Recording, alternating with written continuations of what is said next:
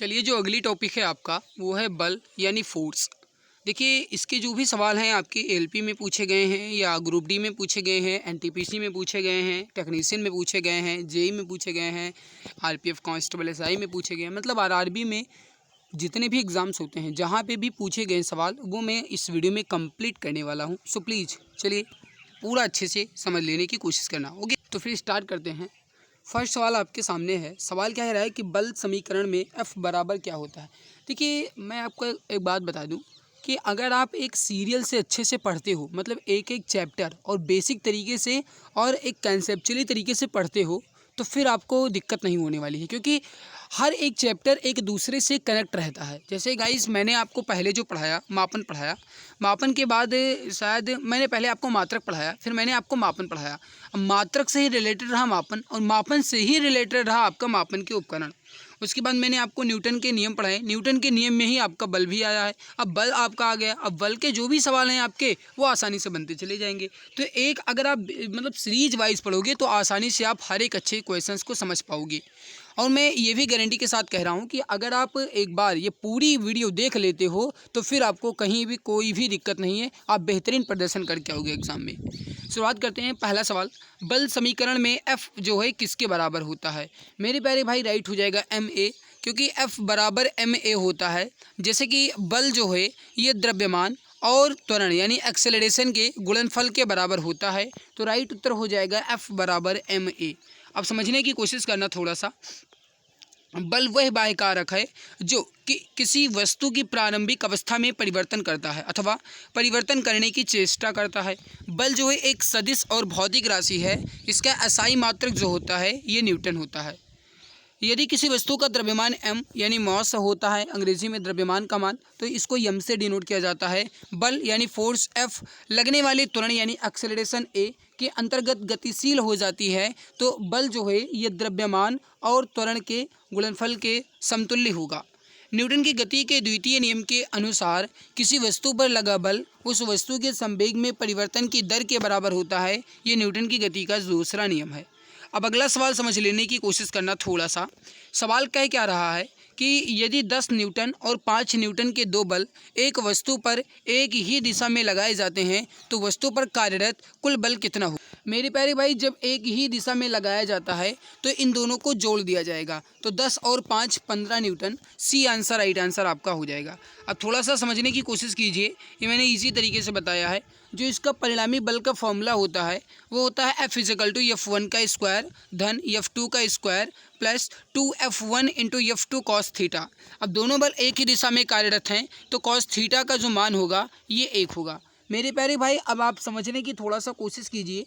F बराबर F1 का square plus F2 का square plus 2F1 F2 F1 F2 और cos थीटा का मान 1 होता है, तो 1 का गुणा करोगे तो यही आएगा। ठीक है, अब अगर आप यहाँ पे इसको बाहर निकालने की कोशिश करो तो कुछ इस तरीके से बनेगा। ये इस तरीके से F बराबर अंडर रूट के अंदर F1 + F2 का होल स्क्वायर।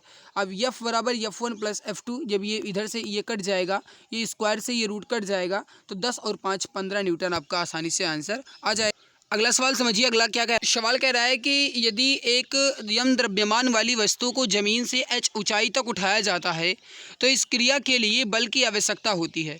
वस्तु को उठाने के लिए आवश्यक न्यूनतम बल किसके समान होता है। फिर से समझो, सवाल है कि यदि एक यम द्रव्यमान वाली वस्तु को जमीन से h ऊंचाई तक उठाया जाता है तो इस क्रिया के लिए बल की आवश्यकता होती है।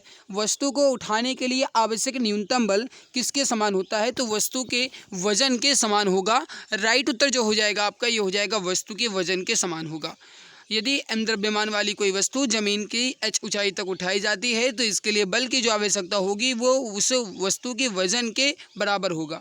अगला सवाल देखिए। सवाल कह रहा है कि यम द्रव्यमान की कोई वस्तु जो त्वरण a से गति से ले तो उस पर प्रयुक्त बल क्या होगा। इस पे बल क्या होगा, m और a दोनों का गुणनफल होगा, यानी सी आंसर, राइट आंसर आपका यहाँ पे हो जाएगा। अब अगला सवाल देखिए। जब किसी प्रतिरक्षा बल F को विपरीत दिशा में लगाया जाता है तो दो दिशाओं के बीच का कोण क्या होगा। जब विपरीत दिशा में लगाया जाएगा मतलब एक दूसरे से अपोजिट डायरेक्शन में होंगे तो उन दोनों के बीच के जो कोण होंगे वो होंगे 180 डिग्री। मतलब मेरे प्यारे भाई, कोई बल इधर लगाया जाता है, कोई बल इधर लगाया जाता है, तो ये जो खड़ी लाइन होती है 180 अपने आप में होती है। तो सी आंसर, राइट आंसर आपका हो जाएगा। एलपी टेक्नीशियन में पूछा गया है। सवाल कह रहा है कि निम्नलिखित में से कौन सी भौतिक इकाई एक वस्तु की स्थिर या एक समान गतिशील स्थिति को बदलती है या फिर बदलने का प्रयास करती है। तो कौन सी भौतिक इकाई एक वस्तु की स्थिर या एक समान गतिशील स्थिति को बदलती है या फिर बदलने का प्रयास करती है। तो ये जो हो जाएगा आपका, ये हो जाएगा सी आंसर, बल। Option number C correct answer हो जाएगा, बल। अगला सवाल देखिए, कोई वस्तु सतत चाल से गति करती है जब इस पर कोई ना कोई काम कर रहा हो। अब मेरे प्यारे भाई, कोई भी वस्तु सतत चाल से गति करती है जब इस पर कोई बल ना लग रहा हो। तो सी आंसर राइट आंसर आपका यहाँ पे हो जाएगा। अगला सवाल देखिए, निम्नलिखित में से कौन सी प्रकृति में कभी अकेले नहीं होता। तो इसमें से अगर कहा जाए मेरे भाई, तो बल ही है, क्योंकि बल जो है अकेला इसलिए नहीं होगा क्योंकि आप कहीं ना कहीं किसी न किसी एक दूसरे पे लगाओगे जरूर। अगर आपको कोई मार रहा है भाई, तो आप उसे मारोगे तो एक दूसरे दो हो गए। अगर आप कहीं बल लगाओगे तो वो हमेशा दो पर ही लगेगा। तो अभी कभी भी ये प्रकृति में अकेले नहीं हो सकता। तो ऑप्शन बी करेक्ट आंसर आपका हो जाएगा। देखिए, बल एक सदिश राशि है। एग्जाम में क्वेश्चंस पूछा जाएगा कि बल जो है कैसी राशि है। तो बल एक सदिश राशि है जो कि प्रकृति में कभी भी अकेले नहीं पाई जाती, अर्थात यह संयुक्त अवस्था में पाई जाती है। समस्त वस्तुओं पर पृथ्वी अपने गुरुत्व के कारण गुरुत्वीय बल F बराबर जो होता है ये mg होता है। जब गुरुत्वीय कहा जाएगा तो यहाँ पर जो त्वरण होगा आपका, ये गुरुत्वीय त्वरण होगा। अगला सवाल समझिए, निम्नलिखित में से कौन सी एक वस्तु पर लागू निम्नलिखित में से कौन सा एक वस्तु पर लागू संतुलित बल का प्रभाव है। कौन सा एक वस्तु पर लागू संतुलित बल का एक प्रभाव है। तो ये हो जाएगा आपका ऑप्शन नंबर ए, वो एक वस्तु की आकृति में परिवर्तन। ए आंसर आपका राइट आंसर यहाँ पे हो जाएगा। अगला देखिए, बल जो है ये किसके बराबर होता है। तो मेरे प्यारे भाई, F बराबर ma। m का मतलब होता है द्रव्यमान, a का मतलब होता है त्वरण, दोनों के बीच में लगता है गुणा, तो द्रव्यमान और त्वरण के गुणनफल के बराबर होता है। राइट आंसर हो जाएगा आपका ऑप्शन नंबर ए, बल जो है द्रव्यमान और त्वरण के गुणनफल के बराबर होता है। अगला देखिए, द्रव्यमान और त्वरण जो है किसके बराबर होगा। तो बिल्कुल वही आंसर है, ए आंसर हो जाएगा आपका बल के बराबर। अब अंतर यह है कि ये सवाल आपका पूछा गया था आरआरबी ग्रुप डी 28/11/2018 के प्रथम पाली में, और ये सवाल पूछा गया था 25/9/2018 के द्वितीय पाली में। अंतर इतना है। अगला सवाल देखिए, अगला सवाल आपसे कह रहा है कि प्रतिबल का प्रभाव निम्नलिखित में से किस पर निर्भर करता है। तो प्रतिबल का प्रभाव जो है ये इसमें क्षेत्रफल पर निर्भर करेगा। डी आंसर राइट आंसर आपका यहाँ पे हो जाएगा। ठीक है, अब थोड़ा सा समझने की कोशिश भी कर लीजिए। किसी अनुप्रस्थ काट के क्षेत्रफल पर कार्यरत आंतरिक प्रतिक्रिया बल को प्रतिबल कहते हैं। प्रतिबल का प्रभाव क्षेत्रफल पर निर्भर करता है, क्योंकि प्रतिबल का फॉर्मूला जो होता है ये होता है बल बटे क्षेत्रफल। तो मेरे प्यारे भाई, F बाई ये होता है, यानी कि बल बटे अनुप्रस्थ क्षेत्रफल। तो प्रतिबल का जो SI मात्रक होता है वो होता है न्यूटन मीटर स्क्वायर, न्यूटन प्रति मीटर स्क्वायर, या फिर न्यूटन मीटर के पावर -2, या फिर कहा जाए प्रतिबल का मात्रक पास्कल भी होता है। अगला सवाल समझ लीजिए, एक मुक्त रूप से गति करने में सक्षम 10 किलोग्राम द्रव्यमान की एक वस्तु पर जब 10 न्यूटन का बल लगाया जाता है तो कौन सा कथन लागू होगा। जब 10 किलोग्राम द्रव्यमान की वस्तु पर 10 न्यूटन बल लगाया जाएगा तो इसका त्वरण कितना होगा। अभी जस्ट आपने पढ़ा कि F बराबर ma फार्मूला होता है, हमसे a पूछा गया है, और यहाँ पे जो द्रव्यमान है वो 10 kg यानी m का मान दिया गया है, न्यूटन यानी F का मान दिया गया है, a का मान निकालना है। अगर आप a का मान निकालते हो तो F यानी कि फोर्स कितना है, 10 न्यूटन, ऊपर 10 रखोगे, ये गाइस इधर गुणा में इधर आ जाएगा, बटे में हो जाएगा, और यहाँ पे ये m जो है 10 किलोग्राम में 10 को 10 से आप भाग दोगे तो ये हो जाएगा 1। तो 1 मीटर प्रति सेकंड स्क्वायर या फिर 1 मीटर सेकंड इनवर्स के पावर होगा ये आपका 2। तो सी आंसर राइट हो जाएगा। निकाय जो है ये 1 मीटर सेकंड के पावर -2 गति से त्वरण करेगा। बिल्कुल फॉर्मूला वही, और उसी तरीके से आंसर आपका हो जाएगा। अगला सवाल समझिए, यदि एक वस्तु दोनों सिरों से पकड़कर खींची जाती है तो उस पर लागू बल को क्या कहा जाएगा। यदि एक वस्तु दोनों सिरों से पकड़कर खींची जाती है तो उस पर लागू बल क्या होगा।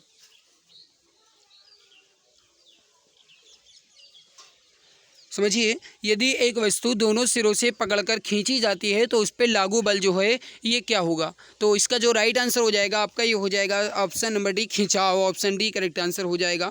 बल वह धक्का या फिर पुश है या खिंचाव है जो एक निकाय द्वारा दूसरे निकाय पर आरोपित होता है, या जब किसी एक वस्तु को दोनों सिरों से पकड़कर खींचा जाता है तो उस पर लागू बल को खिंचाव कहा जाता है। ठीक है, तो यहाँ पे आपका हो जाएगा राइट आंसर, डी आंसर हो जाएगा, खिंचाव कहा जाता है, या फिर कहा जाए पुश यानी धक्का। ठीक है, यहाँ पे कुछ सवाल मैं स्किप कर रहा हूँ। स्किप करने का कारण ये है कि जो ज़्यादा लंबे न्यूमेरिकल हैं वो मैं अभी स्किप कर रहा हूँ, क्योंकि गाइस न्यूमेरिकल की मैंने कहा कि एक नई क्लास लूँगा, उसमें मैं आपके पूरे न्यूमेरिकल करवा दूँगा। तो अभी न्यूमेरिकल वाले सवाल कुछ मैं स्किप कर रहा हूँ, बाकी जो बहुत ईजी सवाल है वो मैं करवा दे रहा हूँ। अगला देख लीजिए, यदि एक 25 किलोग्राम के द्रव्यमान वाली कोई वस्तु 8 मीटर प्रति सेकंड के समान त्वरण के साथ गतिमान है तो वस्तु द्वारा लगाया गया बल क्या होगा? वही होगा मेरे प्यारे भाई बल यानी एफ बराबर होता है एम और ए, यानी एम का मान 25 है और ए का मान जो है आपका वो 8 है, तो 25 का 8 से गुणा करेंगे तो 25 × 200 और बल का हो जाएगा मात्रक न्यूटन। तो 200 न्यूटन आपका आंसर हो जाएगा, ए आंसर आपका करेक्ट आंसर यहाँ पे हो जाएगा। अगला सवाल समझिए, अगला है कि ये किसी पदार्थ पर डैश कार्य करने के बावजूद भी उसके आकार में परिवर्तन न होने का गुण क्या कहलाता है? तो किसी भी पदार्थ पर बाह्य बल कार्य करने के बावजूद भी अगर उसके आकार में परिवर्तन ना हो तो उसका गुण जो है वो दृढ़ता कहलाएगा। राइट हो जाएगा, बाह्य बल काम करने के बावजूद भी, सी आंसर राइट आंसर आपका यहाँ पे हो जाएगा। अगला सवाल समझिए, 15 किलोग्राम द्रव्यमान का पिंड 5 मीटर प्रति सेकंड की गति से गतिमान है, यानी त्वरण 5 मीटर प्रति सेकंड दिया गया है, तो उस पर कार्यरत बल क्या होगा? मेरे प्यारे भाई त्वरण का जो मात्रक होता है वो क्या होता है? मीटर प्रति सेकंड स्क्वायर, और जो द्रव्यमान का मात्रक होता है वो होता है किलोग्राम, और जो बल का मात्रक होता है वो होता है न्यूटन। तो अगर आप इसका आंसर सॉल्व भी नहीं कर सकते हैं तो भी आप जानते हैं कि बल क्या होगा, ये होगा आपका न्यूटन। तो मेरे प्यारे भाई यहाँ पे जूल दिया गया है तो ये तो पहले भी कट गया।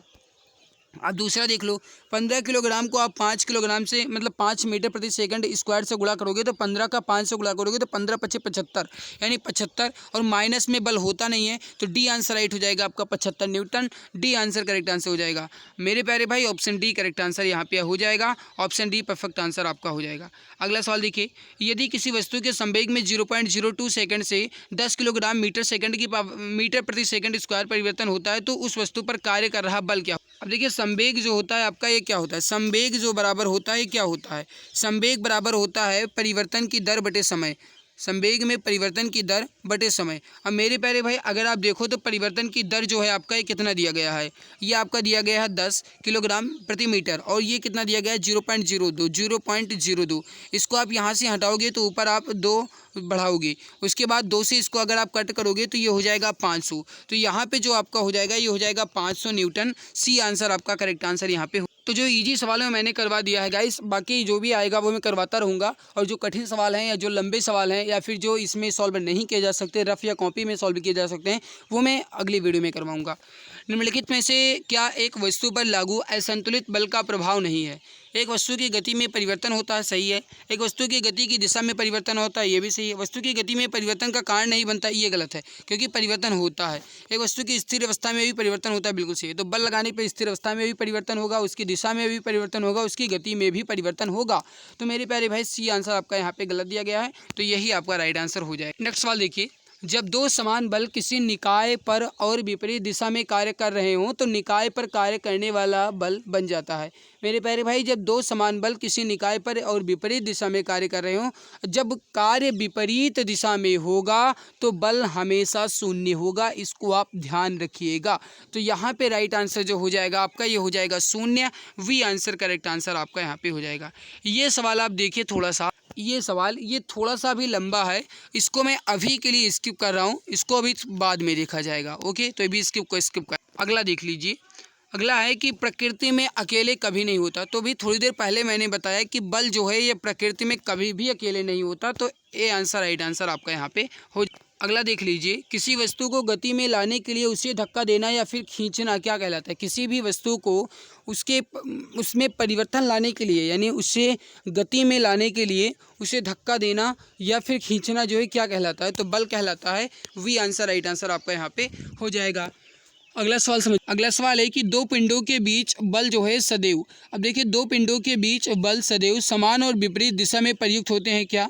मेरे प्यारे भाई राइट हो जाएगा आपका option number A, option A correct answer हो जाएगा। 2 वस्तुओं के मध्य परस्पर क्रिया होती है, तो मेरे प्यारे भाई जो बल है ये सदैव 2 वस्तुओं के मध्य ही परस्पर क्रिया होगा, तो डी आंसर राइट आंसर आपका हो जाएगा।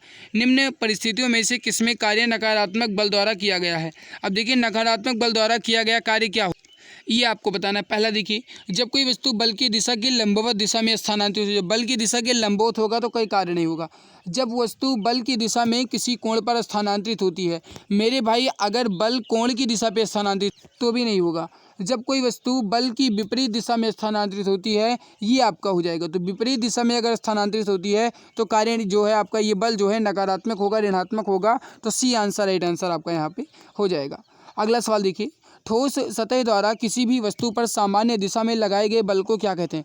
ठोस सतह द्वारा किसी भी वस्तु पर सामान्य दिशा में लगाए गए बल को क्या कहते हैं? किसी भी ठोस वस्तु द्वारा सामान्य दिशा में लगाए गए बल को सामान्य बल कहते हैं। तो राइट हो जाएगा आपका ऑप्शन नंबर ए सामान्य बल। बल एक जो मैंने इसको बताया पहले भी, खींचने का एक उदाहरण इसमें क्या है? अब देखिए, अगर आप खींचने का एक उदाहरण देखो तो ध्वज फहराना क्या यह खींचने का उदाहरण है? मेरे प्यारे भाई, खींचने का उदाहरण यही आपका हो जाएगा। तो ए आंसर राइट हो जाएगा, ध्वज फहराना। अगला सवाल देखिए, सभी बलों में होता है।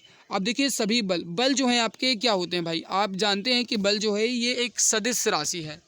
तो बल जो है क्या है? एक सदिश राशि है। तो इसमें परिमाण और दिशा दोनों होगा। तो ए आंसर राइट आंसर आपका हो जाएगा, परिमाण और दिशा। देखिए समझिए, बल एक वह बाह्य कारक है जो किसी भी वस्तु की प्रारंभिक अवस्था में परिवर्तन करता है या परिवर्तन करने की चेष्टा करता है। बल का SI मात्रक न्यूटन और यह एक सदिश राशि है। इसमें परिमाण और दिशा दोनों होते हैं।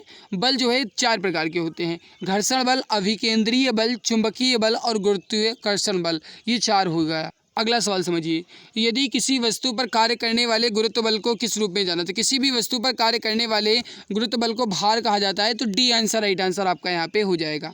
अगला सवाल समझिए, अगला है कि जब दो समान बल किसी पिंड पर एक दूसरे के विरुद्ध दिशा में प्रयुक्त होते हैं तो पिंड पर प्रयुक्त होने वाला कुल बल कितना होगा? जब दो समान बल किसी एक पिंड पर एक दूसरे के विरुद्ध यानी एक दूसरे के विपरीत दिशा में होंगे तो बल जो होगा 0 होगा। डी आंसर राइट होगा। यहाँ पे ऑप्शन यानी कि सवाल जो है आपका ये बहुत बेहतरीन तरीके से समझाया गया है मेरे प्यारे भाई। अब देखिए, अगर आप इधर किसी वस्तु को धक्का दे रहे हैं और उधर से आपको धक्का दे रहा है तो उस पर बल नहीं लगेगा। या फिर अगर आप इसको इस साइड में लेकर जा रहे हैं और इसको इस साइड में ले जा रहे हैं यानी लेफ्ट राइट लेकर जा रहे हैं तो भी बल जो होगा 0 होगा। तो इसको आप ध्यान रखिएगा। अगला देखिए, कोई भी वस्तु सतत चाल से गति करती है जब इस पर कोई ना लग रहा हो। अब मेरे प्यारे भाई, सतत चाल से गति करेगी कोई भी वस्तु, सतत चाल से गति तभी करेगी जब इस पर कोई भी फोर्स यानी कि बल ना लगेगा। तो राइट हो जाएगा आपका सी आंसर, आपका ऑप्शन सी। अगला जो टॉपिक है आपका वो है लीनियर मोमेंटम। लाइनियर मोमेंटम जो है आपका, इसका मतलब होता है रैखिक संवेग। तो ये आपका जो है ये 7वां टॉपिक है। अब इसके सवालों को कंप्लीट करते हैं, रैखिक संवेग के सवालों को देखते हैं। लेकिन उससे पहले निवेदन है कि अगर आपने अभी तक वीडियो को लाइक नहीं किया तो प्लीज़ एक बार वीडियो को लाइक कर दीजिए। चैनल पर पहली बार आए हो तो सब्सक्राइब कर लीजिए ताकि आने वाली हर एक नई क्लास की नोटिफिकेशन आपको समय से मिला करे। तो मेरे प्यारे भाई, लीनियर मोमेंटम यानी रैखिक संवेग के सवालों को अब हम एक बार अच्छे से समझ लेते हैं। जिसमें पहला सवाल आपके सामने, सवाल पहला ही आपका न्यूमेरिकल है। 14 किलोग्राम द्रव्यमान और 28 मीटर प्रति सेकंड के वेग वाले पिंड में संवेग कितना होगा? संवेग क्या होता है? संवेग क्या होता है? द्रव्यमान और वेग का गुणनफल। मेरे प्यारे भाई, संवेग में ही छुपा है द्रव्यमान और वेग, क्योंकि सम यानी संगति और संगति का मतलब ही होता है द्रव्यमान और वेग। तो द्रव्यमान और वेग के गुणनफल को ही संवेग कहा जाता है। अब देखिए, अगर आप इसको गुणा करोगे 28 को 14 से तो क्या आएगा? 28 को आप 14 से गुणा कीजिए तो 14 अट्ठे ये आपका हो जाएगा यानी कि पीछे 2 आएगा। तो यहाँ पे ये हट जाएगा और ये 2 किलोग्राम तो होगा नहीं। तो बी आंसर आपका राइट हो जाएगा, 392 किलोग्राम मीटर प्रति second. B answer right answer आपका हो जाएगा। सवाल अगला, द्रव्यमान और वेग का गुणनफल क्या कहलाता है? द्रव्यमान और वेग का गुणनफल क्या कहलाता है? जस्ट अभी आपने सवाल ही सॉल्व किया कि संवेग जो होता है द्रव्यमान और वेग के गुणनफल के बराबर होता है। तो ये हो जाएगा वी आंसर संवेग। द्रव्यमान और वेग का गुणनफल जो है संवेग कहलाता है। तो वी आंसर राइट आंसर आपका यहाँ पे हो जाएगा। अगला सवाल देखिए, इसका जो SI मात्रक होता है संवेग का, ये होता है किलोग्राम मीटर प्रति सेकंड और यह जो है एक आपकी सदिश राशि है। द्रव्यमान वेग का गुणनफल क्या कहलाता है? तो सही सवाल वही है आपका, वी आंसर संवेग। अगला सवाल देखिए, द्रव्यमान वेग का गुणनफल है, फिर वही सवाल है आपका संवेग। बी आंसर राइट होगा। सवाल वही है, बस अंतर क्या है? ये 23 तारीख 10वां महीना में पूछा गया है, 26 तारीख 9वें महीने में पूछा गया और शिफ्ट वही 3rd वाली। अगला देखो, एक वस्तु का द्रव्यमान 85 किलोग्राम है और वेग 60 मीटर प्रति सेकंड है, तो वस्तु का संवेग कितना होगा? मेरे प्यारे भाई, फिर वही सवाल, संवेग जो होता है ये वेग और द्रव्यमान के गुणनफल के बराबर होता है। तो आप 85 को 60 से गुणा कीजिए। आप 85 को 60 से गुणा कीजिए, 56 30 के 0 और 6 48 और 3 51, यानी आपका 5100 हो जाएगा। तो 5100 किलोग्राम मीटर प्रति सेकंड या फिर कहा जाए 5100 kilogram metre second inverse. B answer right answer आपका यहाँ पे हो जाएगा। ठीक है, यहाँ पे थोड़ा ये समझना 51,000 लिखा है ना, तो बी आंसर ही होगा। अगला सवाल देखिए, अगला सवाल क्या कह रहा है कि m/2 द्रव्यमान की कोई वस्तु जिसका वेग 2v है तो इसका संवेग क्या होगा? अब अब देखिए यम बटे 2 द्रव्यमान की कोई वस्तु जिसका वेग 2v है तो इसका संवेग क्या होगा। मेरे प्यारे भाई संवेग क्या होता है, द्रव्यमान कितना है यम बटे 2 गुणे वेग कितना है 2v। इसको आप 2 से 2 कटेंगे तो क्या हो जाएगा, यम भी बचेगा। तो यहाँ पे v आपका हो जाएगा एम बी, यानी संवेग जो होगा आपका ये एम और v होगा। B answer right answer. अगला सवाल देखिए, संवेग बराबर क्या है, सवाल फिर वही है, राइट हो जाएगा द्रव्यमान और वेग के गुणनफल के बराबर है। Option A correct answer. अगला सवाल देखिए, सवाल आपका जो है ये फिर न्यूमेरिकल है। 80 किलोग्राम द्रव्यमान वाली एक वस्तु 60 मीटर प्रति सेकंड के वेग के साथ गतिमान है तो वस्तु में संवेग कितना होगा। फिर वही संवेग जो है वेग और द्रव्यमान के गुणनफल के बराबर होता है। तो 80 किलोग्राम और 60 किलोग्राम, 80 किलोग्राम आपका जो है यम दिया गया है और वेग यानी वी जो है आपका दिया गया है ये 60 किलोग्राम दिया गया है। मेरे प्यारे भाई ये वी का मान दिया गया है। अब इसको आप इससे गुणा कीजिए, 80 को आप 60 से गुणा कीजिए तो 8 छक्के 48 और 00 यानी 4800। तो 4800 तो सभी में दिया गया है, ठीक है। अब इसका मात्रक देखिए, जो द्रव्यमान का मात्रक होता है ये होता है किलोग्राम मीटर प्रति सेकंड। क्या होता है, किलोग्राम मीटर प्रति सेकंड। तो यहाँ पे हो जाएगा वी आंसर, किलोग्राम मीटर प्रति सेकंड या फिर किलोग्राम मीटर सेकंड इनवर्स, बात एक ही है। तो वी आंसर राइट आंसर आपका हो जाएगा 4800 किलोग्राम मीटर सेकंड इनवर्स, ठीक है। अगला सवाल देखिए, 50 किलोग्राम द्रव्यमान की एक वस्तु पर 6 मीटर प्रति सेकंड के नियत वेग के साथ गतिमान है तो वस्तु का संवेग की गणना करें। सवाल फिर वही है, अंतर बस वही है मेरे भाई कि ये घुमा के अलग से पूछा गया है। 50 किलोग्राम द्रव्यमान की एक वस्तु 6 मीटर प्रति सेकंड के नियत वेग से, फिर वही है द्रव्यमान और वेग का गुणनफल कीजिए। 50 का आप 6 से गुणा करेंगे तो ये 300 आएगा। 300 तो सभी में है, इसमें नहीं है बस और इसमें नहीं है। अब देखिए 300 आप समझते हैं मात्रक जो होता है द्रव्यमान का वो होता है किलोग्राम, ठीक है, और जो वेग का मात्रक होता है मीटर प्रति सेकंड। तो मेरे भाई आपका बी आंसर राइट हो जाएगा, 300 kilogram metre second inverse. Option B correct answer आपका यहाँ पे हो जाएगा। अगला सवाल देखिए, एक गतिमान वस्तु का संवेग कुछ कारकों पर निर्भर करता है, निम्नलिखित में से कौन सा कथन सबसे उपयुक्त है। अब आपको ये बताना है कि जो कारक पर मतलब उपयुक्त करता है उसमें सबसे उपयुक्त कथन जो है कौन सा है। पहला देखिए, गतिमान वस्तु का संवेग और उसके द्रव्यमान पर निर्भर करता है। गतिमान वस्तु का संवेग उसके द्रव्यमान पर निर्भर करता है, द्रव्यमान और वेग दोनों पर निर्भर करेगा, ये गलत है। गतिमान वस्तु का संवेग उसके द्रव्यमान और वेग दोनों पर निर्भर करता है, तो यही आपका राइट है। वी आंसर राइट आंसर आपका यहाँ पे हो जाएगा। अगला सवाल देखिए, अगला सवाल क्या, नेक्स्ट सवाल जो है आपका वो है कि किसी सिस्टम में जब दो अप्रत्यास्थ पिंडों के बीच टक्कर होती है तब उसमें, मेरे प्यारे भाई किसी भी सिस्टम में जब दो अप्रत्यास्थ पिंडों के बीच टक्कर होगी तब उसमें गतिज ऊर्जा परिवर्तित होती है परंतु संवेग जो है संरक्षित रहता है। तो वी आंसर राइट आंसर आपका हो जाएगा। अगला देखिए, निम्नलिखित में से किस समीकरण द्वारा संवेग की गणना की जाती है। संवेग जो है आपका द्रव्यमान और वेग का गुणनफल होता है, तो द्रव्यमान और वेग यानी वी आंसर राइट आंसर आपका हो जाएगा, संवेग बराबर द्रव्यमान गुणे वेग। अगला सवाल देखिए, 20 मीटर सेकंड इनवर्स यानी 20 मीटर प्रति सेकंड के वेग से गति कर रहे 50 किलोग्राम द्रव्यमान वाले एक पिंड का संवेग क्या होगा। मेरे प्यारे भाई 20 मीटर प्रति सेकंड के वेग से यानी v बराबर आपको दिया गया है 20 और जो यम बराबर दिया गया है वो दिया गया है आपको 50। तो यम और v जो है यही दोनों का गुणा हो जाएगा और आपका मोमेंटम निकल आएगा, यानी कि आपका जो संवेग है वो निकल आएगा। तो आप 20 को 50 से गुणा करेंगे तो ये हो जाएगा आपका 1000। तो यहाँ पे आपका 1000 डी में ही दिया गया है, तो डी आंसर राइट आंसर आपका यहाँ पे हो जाएगा। अगला सवाल समझिए, अगला है कि यदि किसी गतिमान पिंड की चाल दोगुनी कर दी जाए तो, मेरे प्यारे भाई अगर किसी भी गतिमान पिंड की चाल यानी उसका वेग अगर दोगुना कर दिया जाएगा तो फिर उसका जो संवेग है वो भी दोगुना हो जाएगा। तो सी आंसर राइट आंसर आपका यहाँ पे हो जाएगा। अगला सवाल देखिए, एक टकराव में हमेशा की बचत होती है, तो एक टकराव में जो संवेग है इसकी हमेशा बचत होगी। सी आंसर राइट आंसर आपका हो जाएगा। अगला देखिए, पिंड ए जिसका द्रव्यमान 2 किलोग्राम है, पिंड बी जिसका द्रव्यमान 3 किलोग्राम है, एक दूसरे की ओर क्रमशः 4 मीटर प्रति सेकंड और 2 मीटर प्रति सेकंड के वेग से बढ़ रहे हैं। एक दूसरे से टक्कर के समय प्रत्यास्थ संघट्ट जो होगा कैसे होगा। जब एक दूसरे से टक्कर होंगे तो गाइस ये दोनों विपरीत दिशा में होंगे। डी आंसर राइट आंसर आपका हो जाएगा विपरीत। किसी वस्तु का संवेग जो है किस पर निर्भर करता है। किसी भी वस्तु का संवेग जो है द्रव्यमान और वेग दोनों पर निर्भर करेगा, तो डी सी आंसर राइट हो जाएगा, द्रव्यमान और वेग दोनों पर निर्भर करता है। संवेग को किसके गुणनफल के रूप में व्यक्त किया जाता है, तो द्रव्यमान और वेग, यानी आपका option number C correct answer हो। अगला सवाल समझिए, रैखिक संवेग जो है किसके बराबर होता है। तो मेरे प्यारे भाई रैखिक संवेग जो है आपका ये भी द्रव्यमान और वेग के बराबर ही होता है, तो वी आंसर राइट आंसर हो जाएगा। अगला सवाल देखिए, 200 ग्राम द्रव्यमान वाली एक वस्तु का उसकी 10 जूल गतिज ऊर्जा के साथ संवेग क्या होगा। अब थोड़ा सा ये टिपिकल सवाल है, सवाल का क्या रहा है समझने की कोशिश करना। 200 ग्राम द्रव्यमान वाली, द्रव्यमान जो है आपको ग्राम में दिया गया, पहले इसको किलोग्राम में बदलो, ठीक है।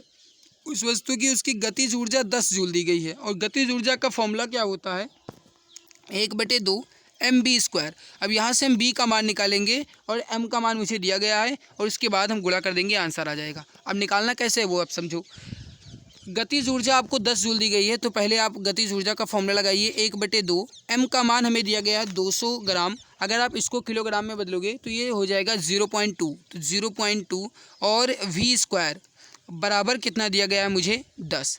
ठीक है, अब इसको अगर आप कट करोगे तो ये पॉइंट हटेगा, यहाँ पे आएगा आपका 10, 2 से 2 कट जाएगा, 10 का आप 10 से गुणा करोगे ये हो जाएगा 100। तो मेरे भाई v² बराबर क्या आ जाएगा आपका 100, और अगर आप यहाँ से स्क्वायर को हटाओगे यहाँ पे रूट लगेगा तो भी बराबर आ जाएगा आपका 10। ओके, अब 10 आ जाएगा, उसके बाद आप इसका अगर मतलब मोमेंटम निकालोगे तो ये क्या निकलेगा आपका, मतलब जो इसका संवेग हो क्या निकलेगा। संवेग जो होता है वो द्रव्यमान और वेग के गुणनफल के बराबर होता है। द्रव्यमान कितना है आपका 200 ग्राम, 200 ग्राम को अगर आप यहाँ पे ग्राम में बदलोगे, किलोग्राम में बदलोगे तो 0.2 गुणे 10, तो 10 को 0.2 से गुणा करोगे तो 2 किलोग्राम मीटर प्रति सेकंड होगा आपका ए आंसर, राइट आंसर हो। अगला सवाल देखिए, यदि संवेग P और वेग V दिया हो तो द्रव्यमान ज्ञात करने का सूत्र क्या है। संवेग अगर P दिया है और वेग V दिया है तो द्रव्यमान ज्ञात करने का सूत्र क्या होगा।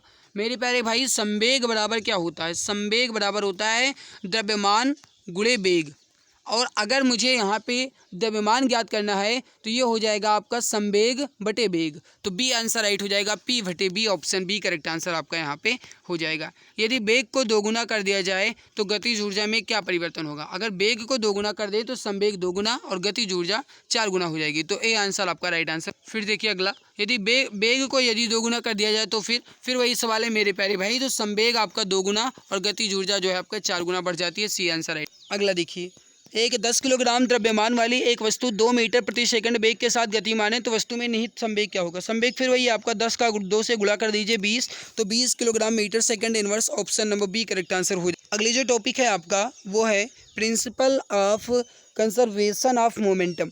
मेरे प्यारे भाई संवेग संरक्षण के नियम, ये आपके अगली टॉपिक है। अब इसके सवालों को हम कंप्लीट करते हैं, जो भी सवाल दिए गए हैं इसके सवालों के बारे अच्छे से समझते हैं, उसको हल करने की कोशिश करते हैं। लेकिन उससे पहले निवेदन है भाई, वीडियो को लाइक करो यार, आप वीडियो को लाइक नहीं करते हो, इतनी मेहनत करते हैं फिर भी।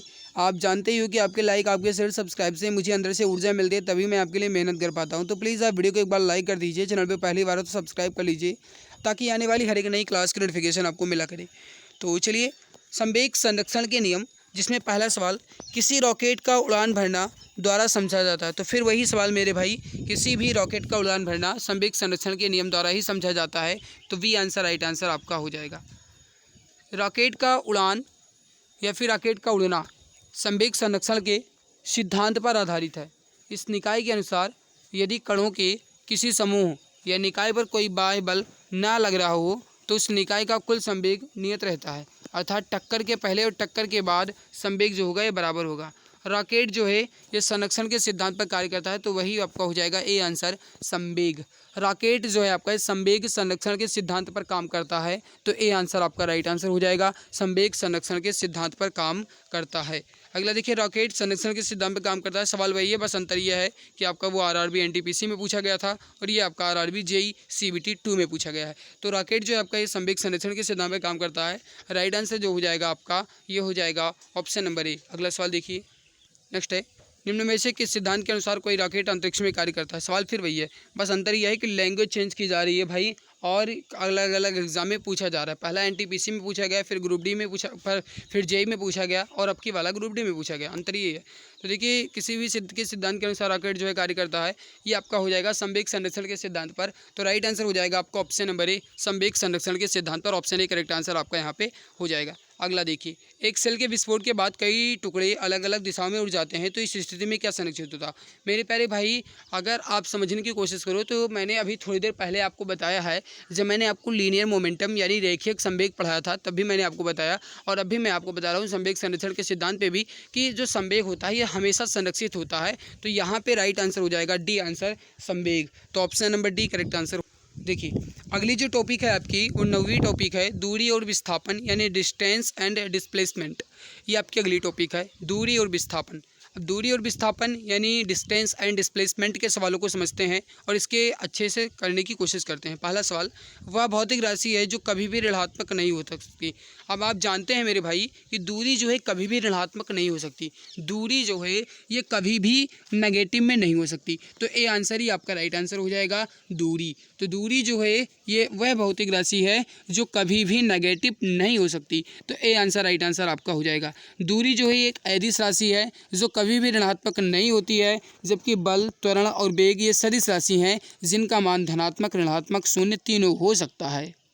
अगला सवाल देखिए, अगला है का उपयोग एक वस्तु की समग्र गति का वर्णन करने और किसी दिए गए समय पर इसकी प्रारंभिक स्थिति के संदर्भ में अंतिम स्थिति का पता लगाने के लिए किया जाता है। तो दूरी का उपयोग और विस्थापन, दूरी और विस्थापन का उपयोग एक वस्तु की समग्र गति का वर्णन करने और किसी भी दिए गए समय पर इसकी प्रारंभिक स्थिति के संदर्भ में और अंतिम स्थिति का पता लगाने के लिए किया जाता है। तो दूरी और विस्थापन सी आंसर राइट आंसर आपका यहाँ पे हो जाएगा। वेग और समय के गुणनफल जो है क्या प्रदान करते हैं?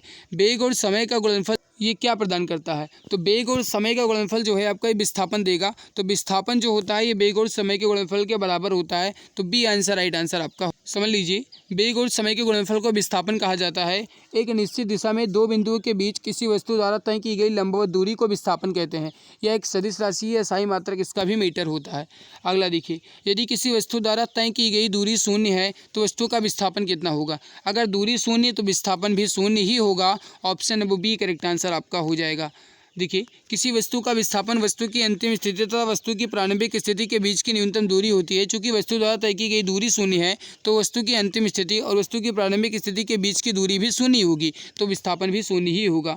अगला सवाल देखिए, सवाल कह रहा है कि एक वस्तु को ऊपर की ओर फेंका जाता है, ये 100 मीटर की ऊंचाई तक जाती है और फिर फेंकने वाले के पास वापस आ जाती है, तो इसके द्वारा वास्तविक विस्थापन कितना होगा? इसके द्वारा तय की गई दूरी कितनी होगी? इसका विस्थापन कितना होगा? मेरे प्यारे भाई, अब आप जानते हैं कि अगर कोई वस्तु आपके पास से फेंकी जाती है फिर आपके पास ही आ जाती है तो प्रारंभिक स्थिति और अंतिम स्थिति के बीच की दूरी अगर शून्य है तो विस्थापन भी शून्य ही होगा। तो डी आंसर राइट आंसर आपका यहाँ पे हो जाएगा। ऑप्शन डी करेक्ट आंसर आपका हो जाएगा।